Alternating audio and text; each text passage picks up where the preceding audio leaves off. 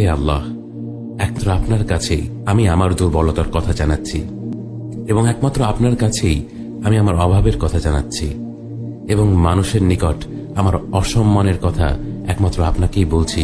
হে আরহামার রাহিমিন, আপনিই তো প্রতিটি দুর্বল ব্যক্তির রব এবং আপনিই আমার রব। আপনি কার কাছে আমাকে ছেড়ে দিলেন? এমন অচেনা মানুষদের কাছে যারা আমার ক্ষতি করতে চায়, নাকি এমন শত্রুর কাছে যাকে আপনি আমার চেয়ে অধিক শক্তি দিয়েছেন? হে আল্লাহ, যদি আপনি আমার উপর রাগ না করে থাকেন তাহলে এর কিছুতে আমার কিছু আসে যায় না, কিন্তু আপনার আশ্রয় পেলে আমার পরিস্থিতি আরেকটু সহনীয় হবে।